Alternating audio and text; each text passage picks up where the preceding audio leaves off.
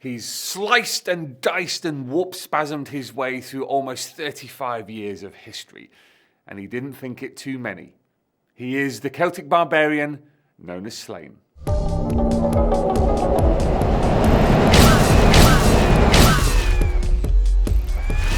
The barbarian fantasy series Sláine, or Sláine to give him his proper Irish pronunciation, was created by then husband and wife team Pat Mills and Angie Kincaid in 1983.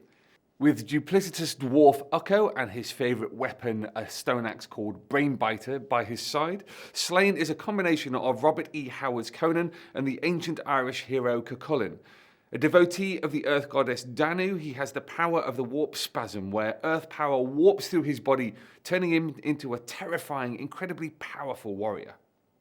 Headstrong, arrogant, brash, and not afraid to slice first and ask questions later, it is no exaggeration to say that since his first adventure, Sláine MacRoth has become one of the mainstays of 2000 AD. In the beginning, Sláine was a teenage wanderer, cast out by his tribe for an illicit liaison with the king's bride-to-be, Niamh. He explored the land of the young, fighting monsters, mercenaries and marauders, flying longships, dragons and prehistoric alien gods in grand fantasy epic style.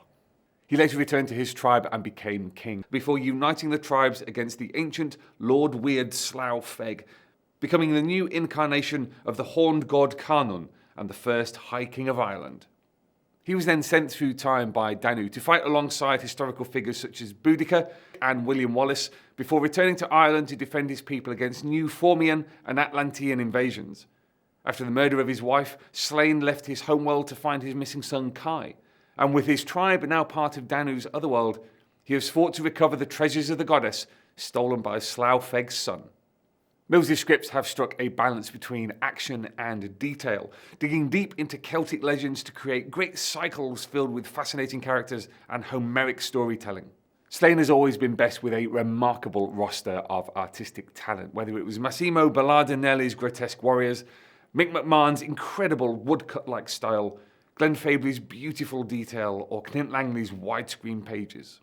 But it was Simon Bisley's The Horned God that changed everything.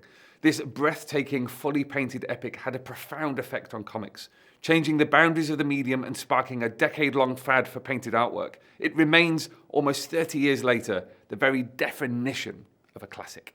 So if you fancy some barbarian action, the complete Sláine is available in a series of collections from 2000 AD. Start with Warrior's Dawn, Time Killer and Sláine the King, before moving on to the Horned God and the 13 titles after that. All available from 2000 AD's web shop and apps. We hope you enjoyed the latest 2000 AD ABC Earthlets. Join us next week as we continue our alphabetical odyssey through the galaxy's greatest comic.